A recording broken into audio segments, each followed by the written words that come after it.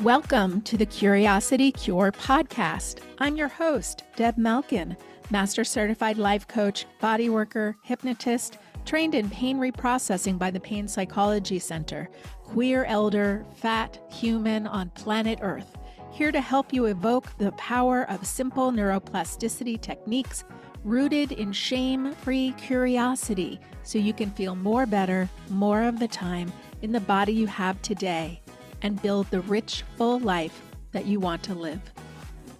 A quick disclaimer, this podcast is not a replacement for medical care. I am here to provide insights and techniques that can complement your healthcare journey, but always consult with your healthcare provider for personalized advice.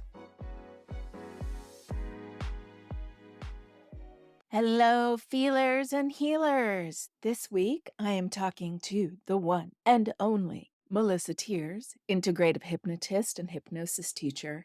She and I kibitz about hypnosis for pain and geek out on the brain. Enjoy listening and picking up any juicy tidbits about how hypnosis can help healing. Got a few questions to lead our conversation, but I'm casual, you're casual.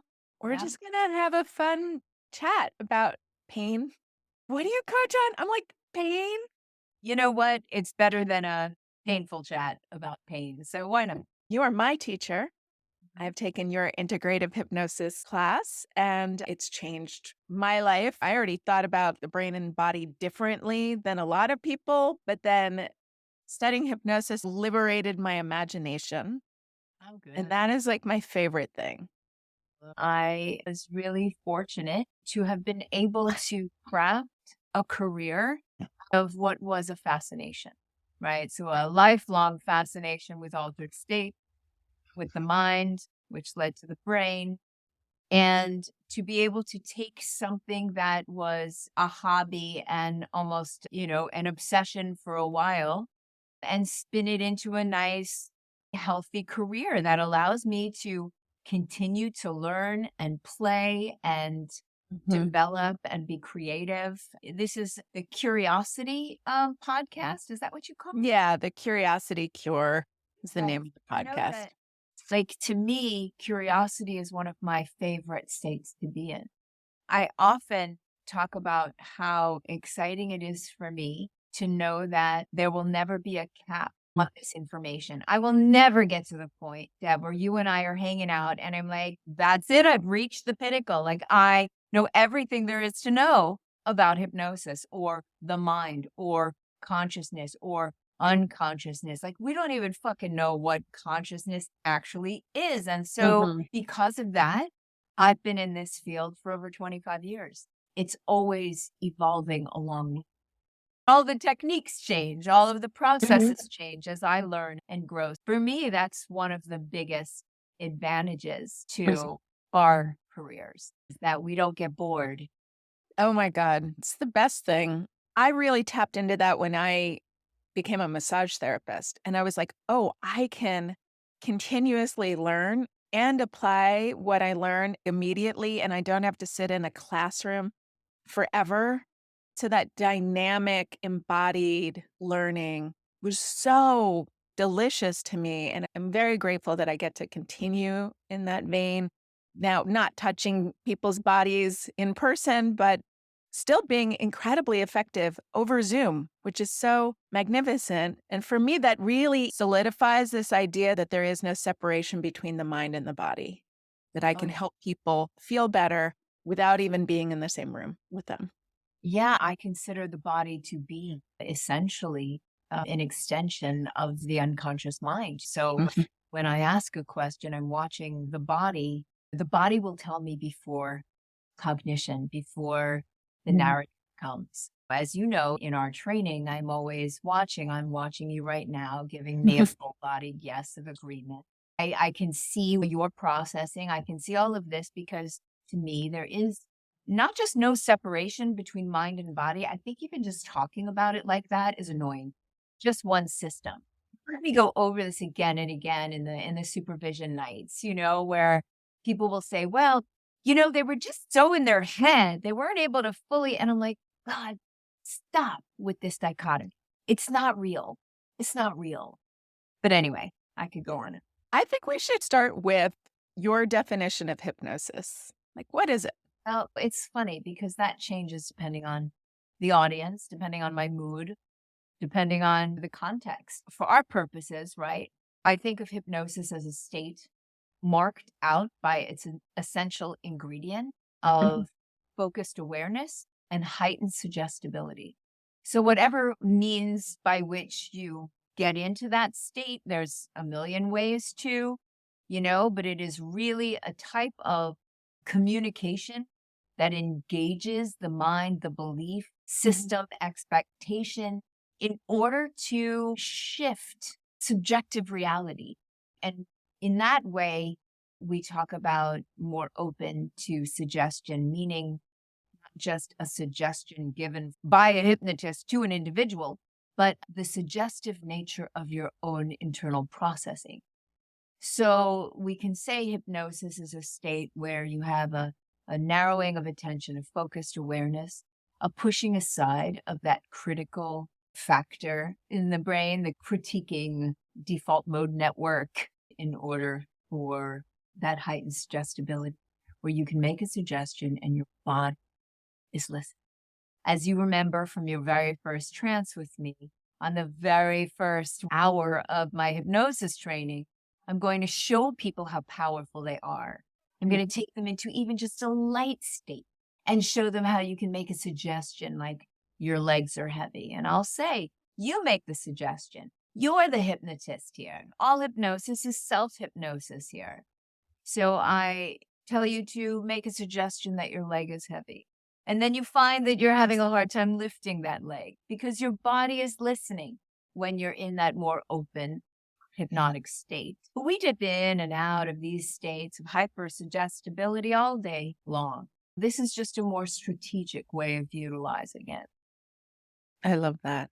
We're in that state often without any awareness. Yep. So what I love about doing it on purpose Yes. is bringing this level of awareness, and we start there and then creating the change and the shift. And it's an empowerment process. About a week ago, I guess, I posted on Instagram just for fun. What's the first thing that pops into your mind when you hear the word hypnosis? And how many people say mind control? And so I'm like, if you said mind control, you're right. More control over your mind than you think. But that's not what they're thinking. They're thinking the old Svengali, the old manipulation. And it's so funny because of all of the therapeutic modalities out there, all of the, complementary therapies, alternative medicine, hypnosis has the most research, been studied in every angle for hundreds of years. Yeah. And yet it's the one that the most popular misconceptions get in because why? Think about it.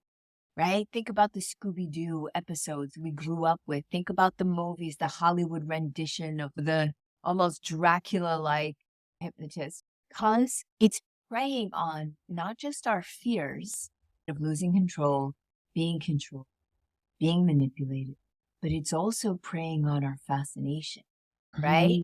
Our idea of the mind and power dynamics and what we're capable of. And so because of that, I think that priming gets in a way that no amount of research seems to unstick. I used to get angry, like years ago, I would get annoyed. One of the coolest things about being a hypnotist is you're almost always guaranteed to be one of the coolest professions in the room.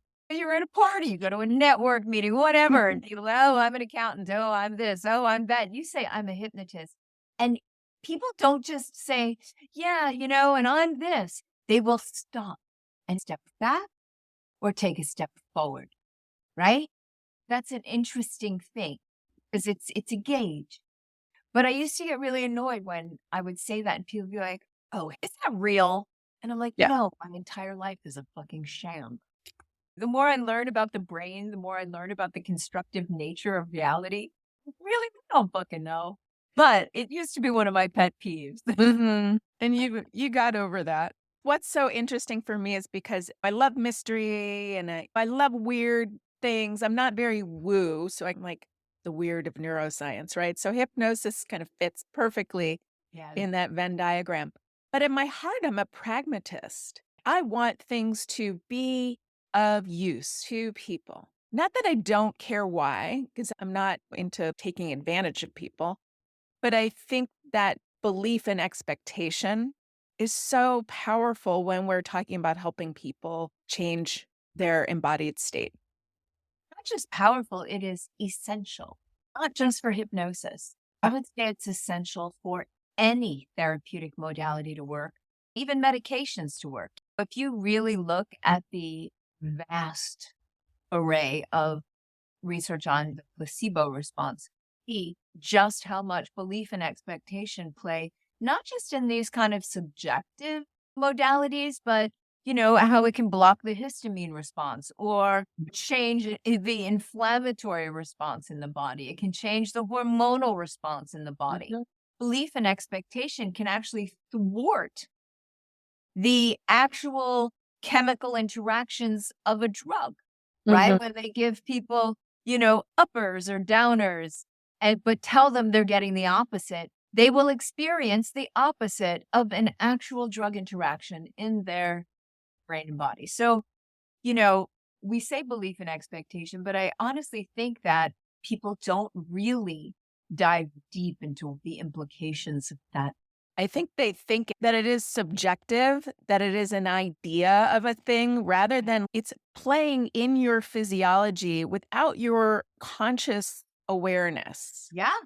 It will turn on or turn off gene expression down to the goddamn cellular reality of what is happening in your body. And that's something. So like people that really look at the research in, let's say, medical hypnosis and pain management.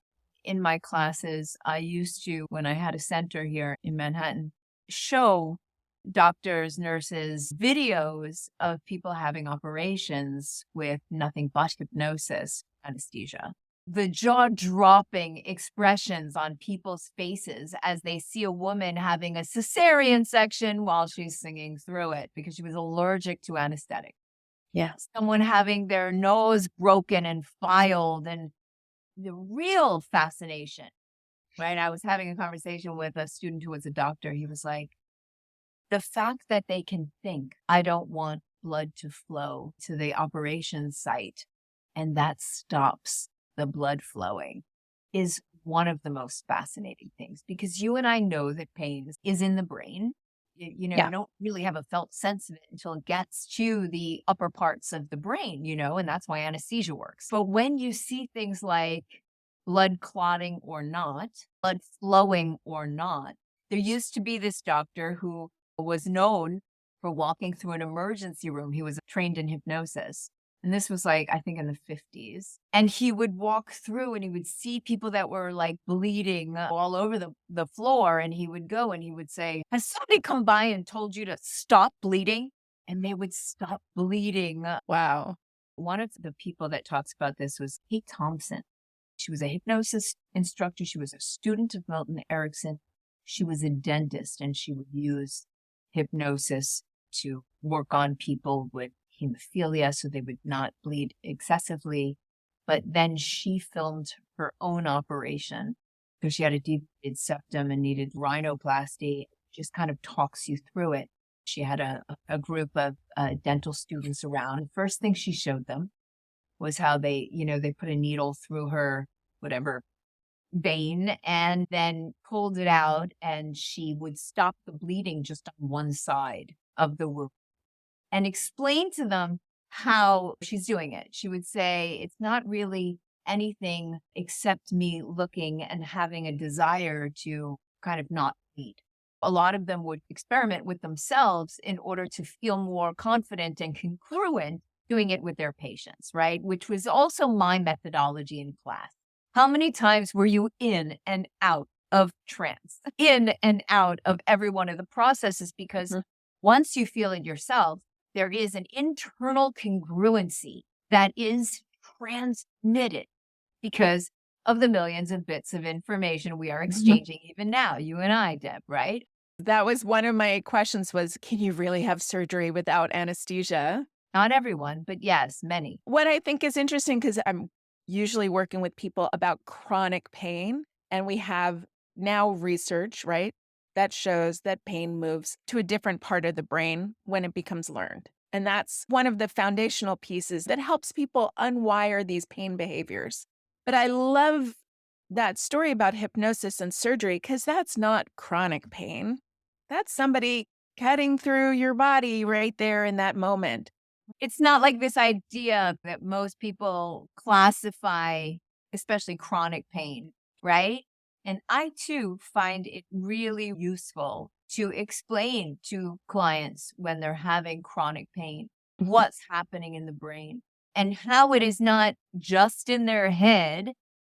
It's a full body process in that it is a feedback system and a loop of communication. Once you start to explain, look, you have these regions in the brain, and in all of these many regions, there's like, I don't know, 9 regions, actually 13, I think, but 9, which we can more easily affect using our methodology. But only 5% of that region is supposed to be devoted to reading pain signals. But what happens through repetition is, as you put it, it's learned.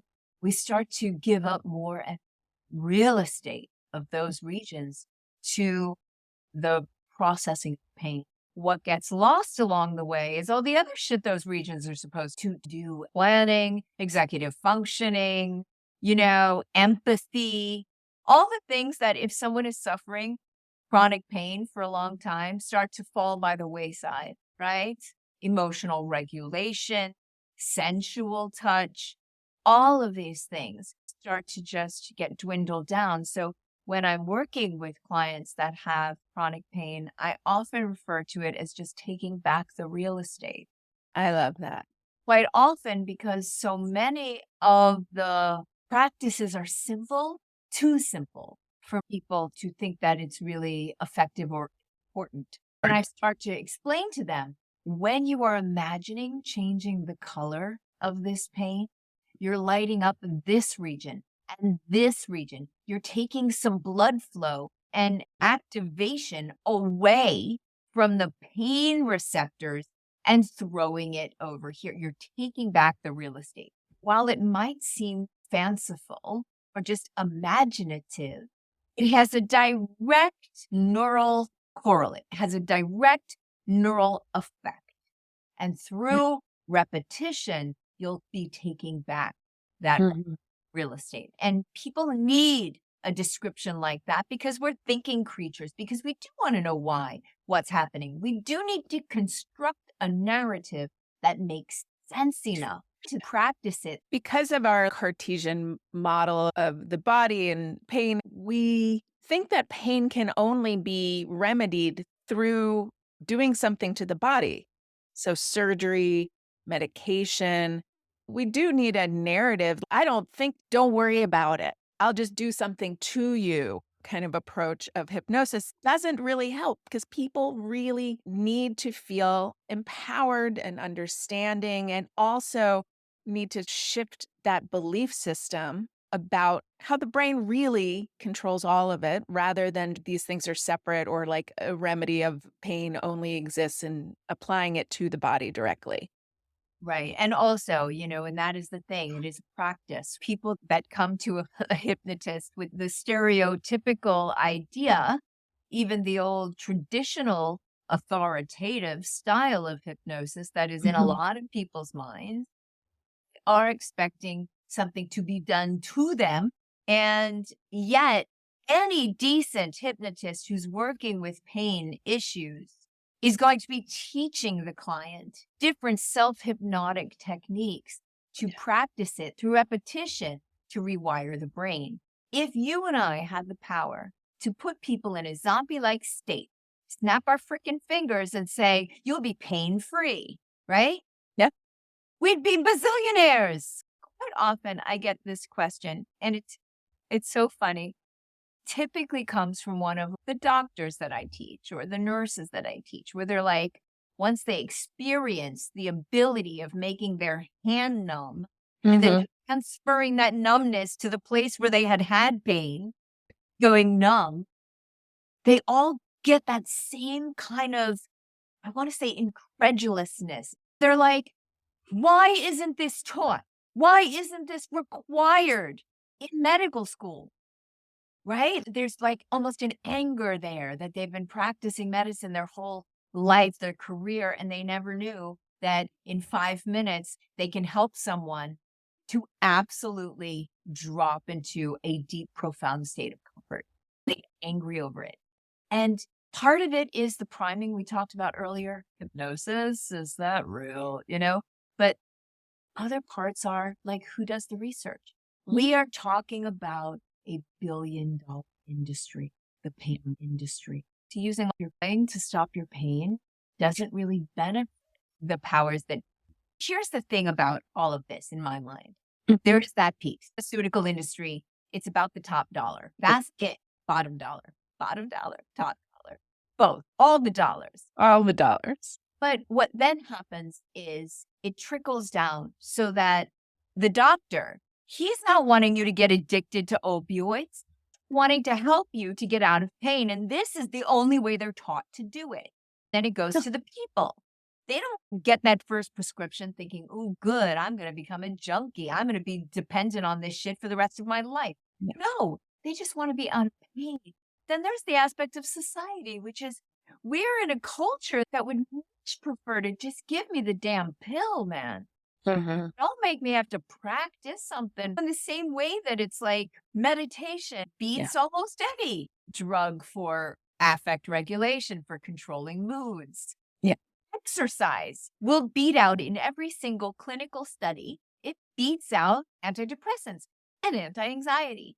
And yet that's $1 billion industry. So I think rather than just say, oh, it's because of the pharmaceutical industry, it is the culture we live in that we thrive or don't thrive in that kind of creates this system where people don't get the help they need.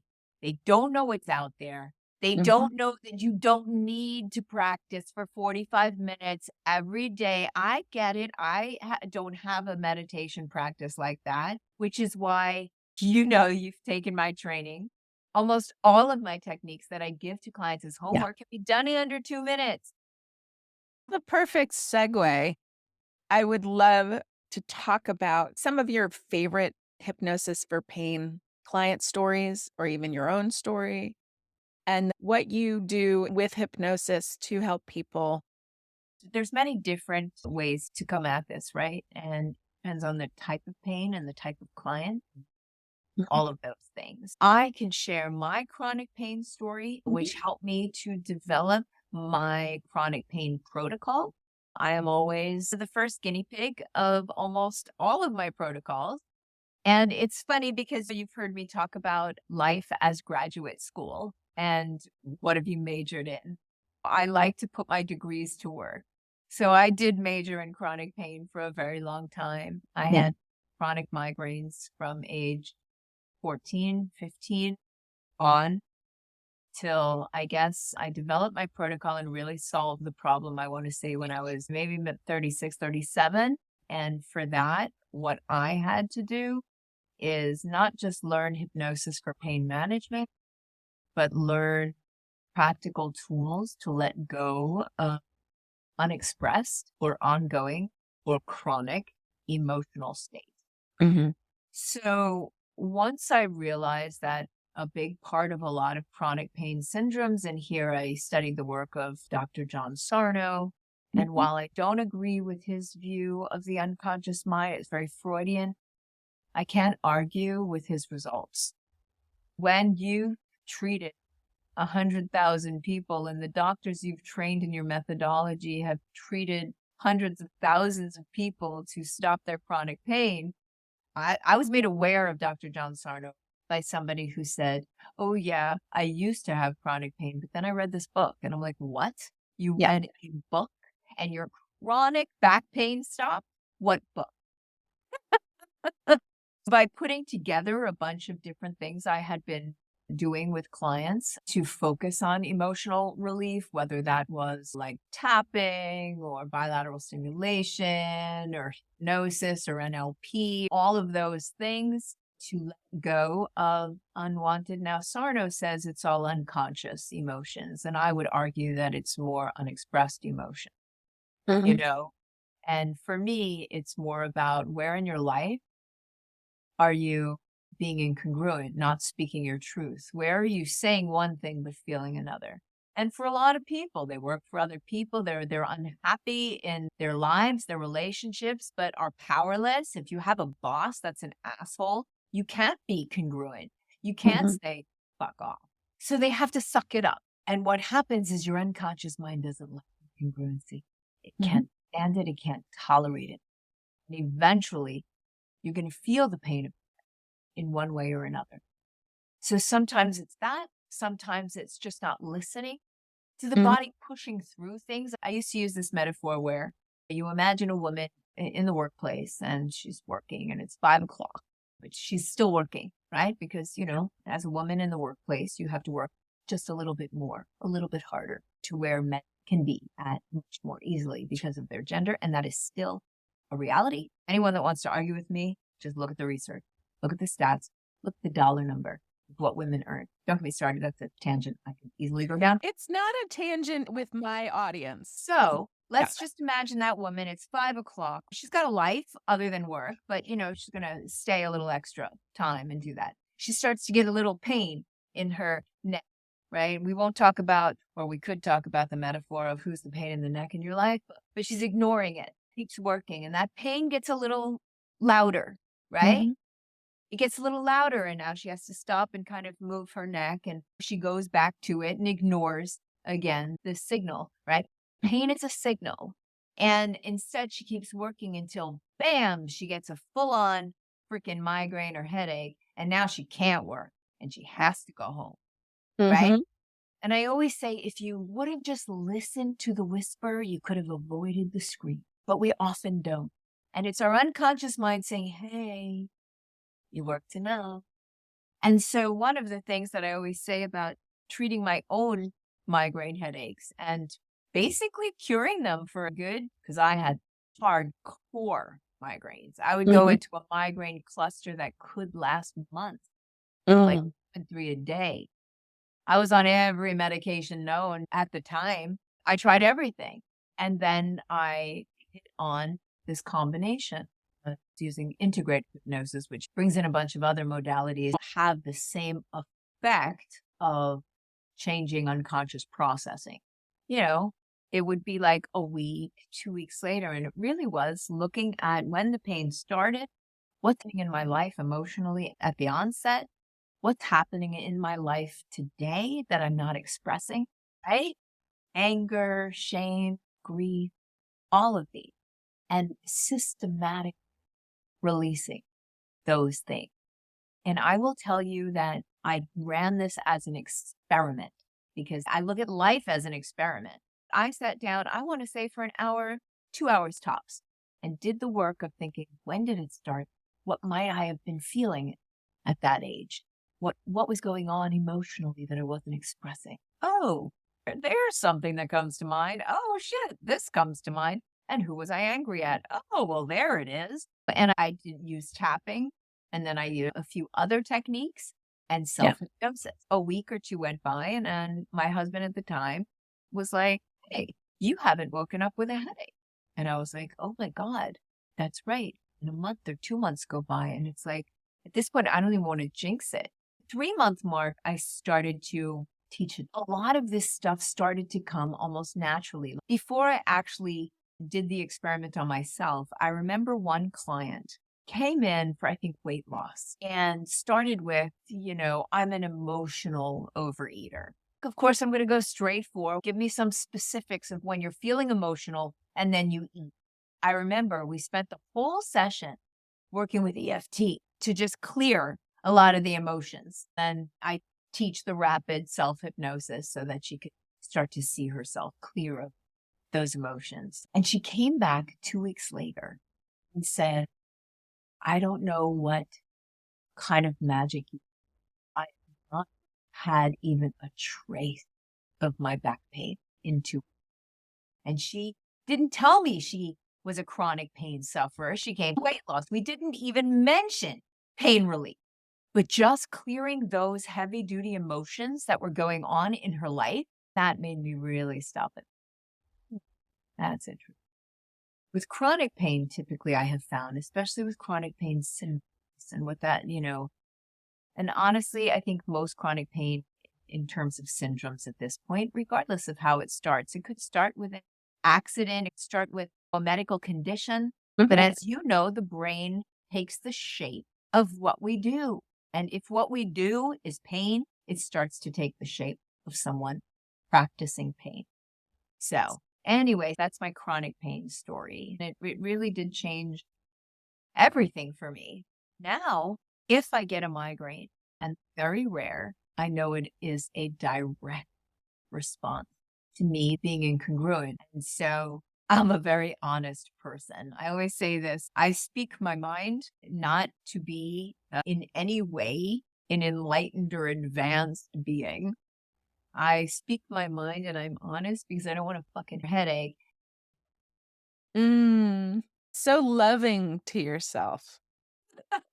It Well, really is. I mean, I say that, or it's just, it's just self-defense. Well, that's one of the things that I work on with my clients is after we're getting some embodied shifts going on, starting to really strengthen that inner conversation. What is it that you're not hearing? What are those whispers that you're not hearing from your subconscious? And it's different for everybody. That's also what I love is it's very personal. We can't generalize like, oh, this neck pain means somebody's a pain in your neck. Like, I get that, but it's not as Not if you've been in an accident and you've had an injury in your neck. Yeah, no, I get it. I get it. And while it's funny and it could be quite metaphorical, and sometimes it often points us in the direction someone has sciatic pain and you're like, you got any pain in the asses with your life? And what it does is it brings them to the awareness to shine a spotlight on relationships that have some sticky emotions that we need to clear. So while it's not really a direct, because of this, it can be a fun little way to. Oh, absolutely. I think that it's fun in the way that it brings people into that world, into thinking about that inner conversation, the relationship to what they're feeling and what they're not letting themselves feel, all of these things. When I was doing massage, people would generalize it to this place where they're just, this pain equals this reason. And I just like, I'm not saying you're saying that. I'm going on my own pet peeve tangent. It is also one of my pet peeves because I look at that when people are like, I had this dream about water. Let me go look up in a book what dreaming about water means. And it's like, you know what? If I almost drowned, my dream about water is going to be very different than your dream about water, which is you love going to the beach or you love sailing. You cannot do that. And in the same way, people used to say, Louise Hay says, or this one says that this means you're taking on too much. This is anger if you've got stomach. It's like, fuck off. How do you know? Stop trying to put us all in a box. If anything that working with people has taught me is we are unpredictable and we are far more complex and varied than any practitioner wants to think, because it would be easy, right? If we could look up in a book what this meant. I think those books are a form of hypnosis in some ways, right? They're priming us to have this simplistic belief, which is not to say that it's complicated. That's always my work. Like, I'm not trying to fit the client into the book, but I'm helping my clients become congruent, self-aware, self-empowered, finding their agency, both physically and emotionally, so that they are their own expert. Yes. And I'm the guide. I don't know why you're having stomach pain, but then we find out, like, when you were 5, we start to peel back these layers and find. But let me interrupt you because I really want to shine the light on a couple of things you just said, which are really vital. That number one, it is a form of hypnosis. Number two, the brain hates uncertainty. So we'd like to have an answer.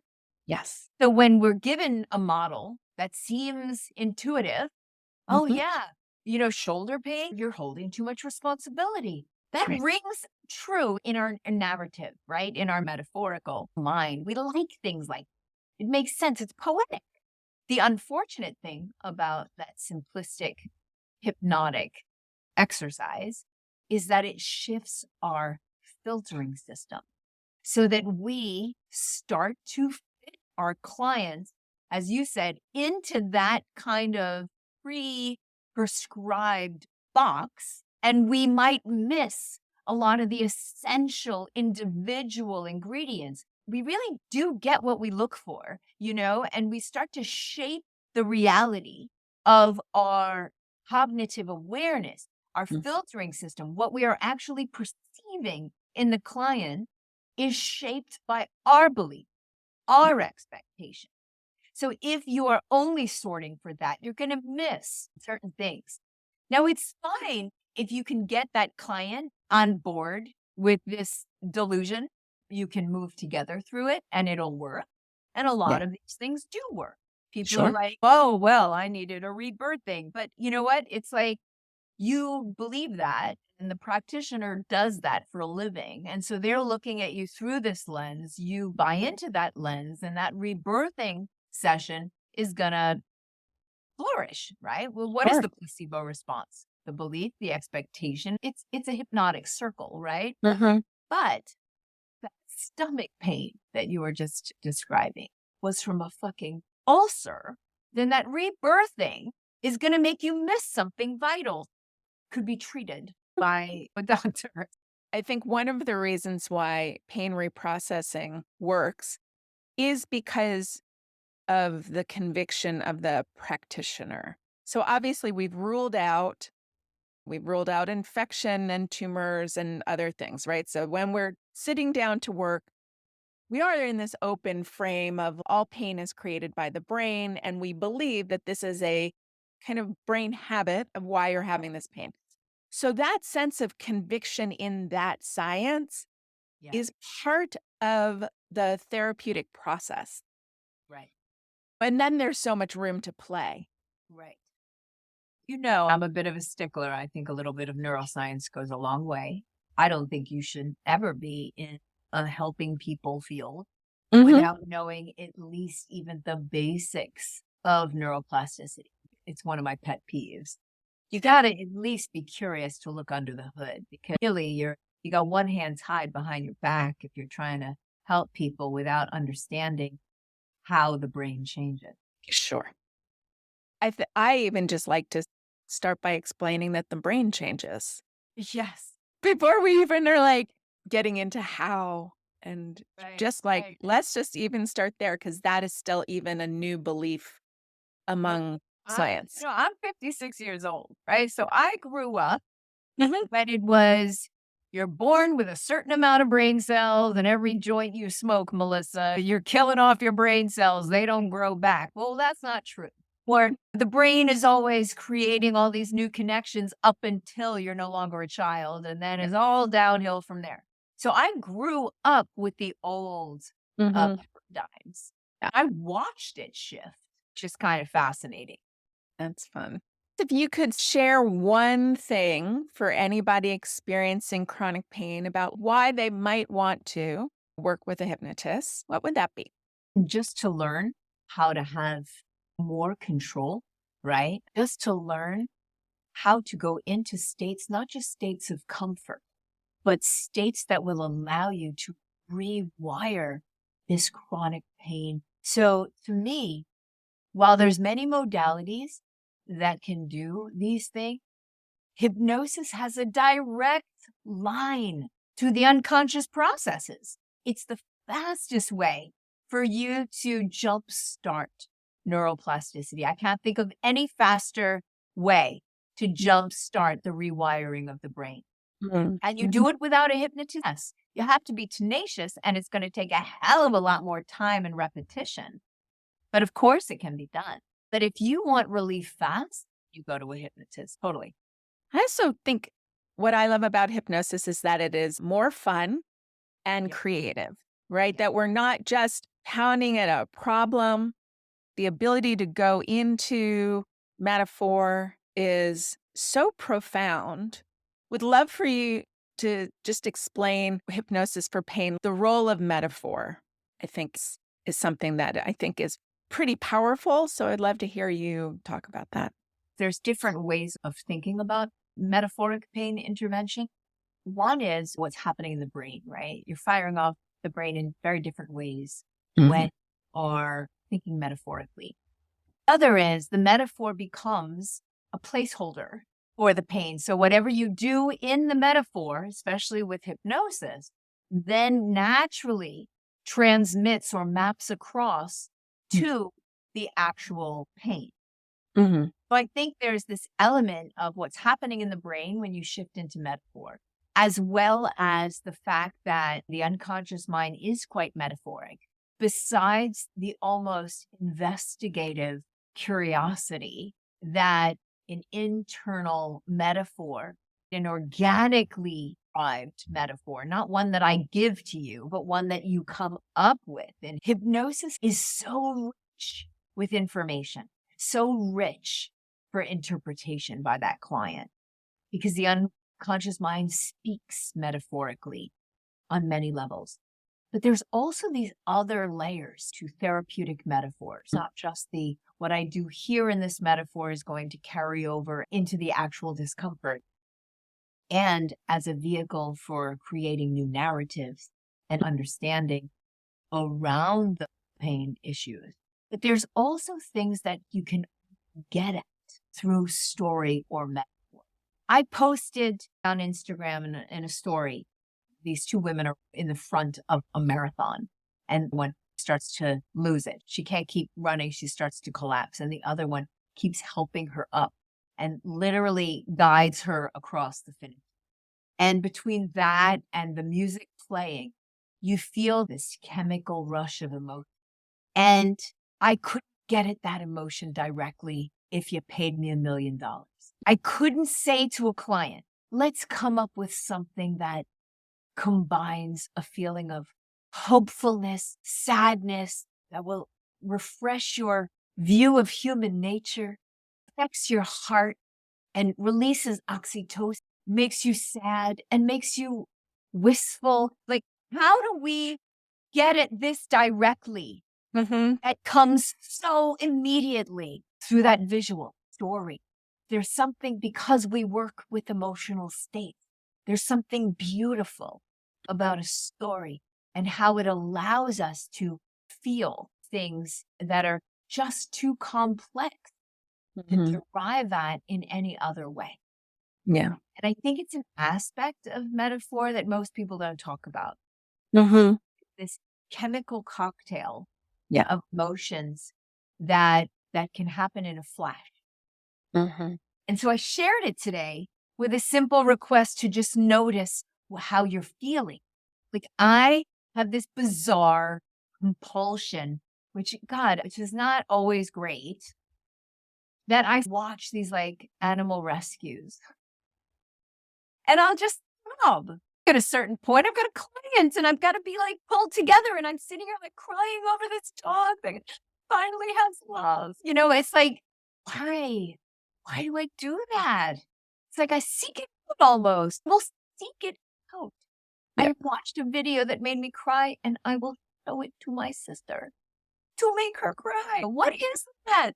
You know, it has that kind of drug-like quality, right? It really gets you into this emotional frame. And instead of thinking, you're just in this deep feeling state. There's that. And yes, it keeps me asking the question. And my whys are really just open. It keeps me in curiosity. And it also keeps me marveling at the ridiculousness or beauty or quirkiness of our species, that we do these things, that we seek out those moments of connection, because empathy, our brains are wired for it. And in that moment, we get to straddle perceptual position. We are the fly on the wall perspective. We're the perspective of the recipient of that care, but we're also in the perspective of the person helping the runner. So we get to be in 3 different perceptual positions at once.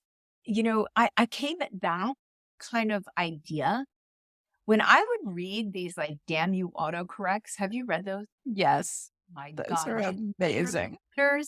just Google the 50 best damnyouautocorrect.com. So much of them are like raunchy. They made me laugh like nothing had made me laugh in a long time. And I remember the moment because I was grieving the loss of my dog who died suddenly. And it was the worst mourning I had ever experienced. Mm. And somebody sent me this list of damn you autocorrect. And I laughed so hard that the back of my head hurt. It was like my skull, like something was happening to my brain that I was laughing so hard, tears were coming, and I'm sharing it. I remember sharing it with John Overdurf and watching tears come out of his eyes as he was laughing hysterically. But then I would meet someone who didn't think they were funny. And I'd be like, how can you not laugh at that? I don't understand you at all.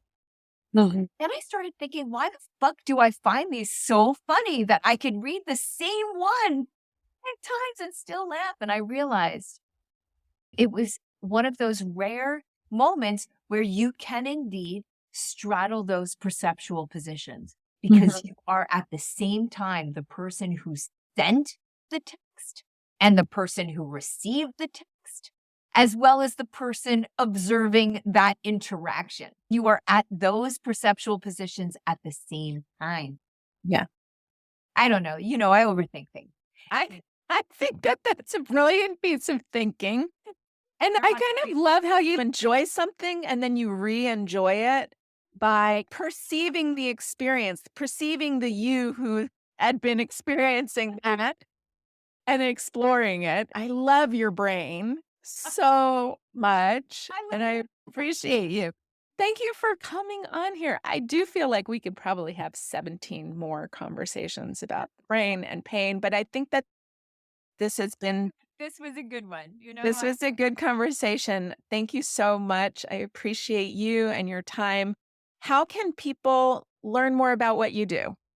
You can go to melissatiers.com. That's my main website. I have trainings. I'm not sure when this is coming out, but I have a integrative hypnosis training coming up, a 2-month course starting in March that people might want to jump onto if you're a practitioner or want to be a practitioner. Instagram is at Melissa Tears. I will link to all of those things as well. I'll let you know what it comes out. All right. Bye. If you're not on my email list, hop on there because I started this email called Musical Mondays. I'm sharing a song with everybody from a musical that helps evoke a certain feeling state. And there's some prompts to invite you to be curious and to notice the feelings and sensations and the thoughts that are coming up when you're listening to this song.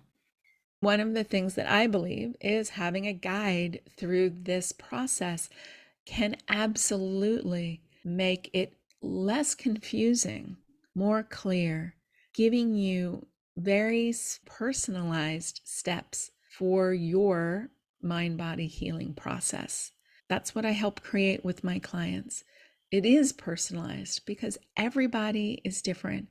Everybody's life experiences are different, and it's important to treat yourself with love and curiosity, and having a coach can help you reflect back what's working and what's not working and help you create your own bespoke way forward and way through, right? Alan Gordon calls it the way out. I might call it the way through. Feel free to book a curiosity call with me. I would love to hear your story and talk to you about mind-body healing and how we can work together. And for each podcast, I post a specific Instagram post. So you can just hop on there on that post and share with me anything that's been helpful or any questions that have popped up from this conversation. I would love to hear from you. Thank you. Bye.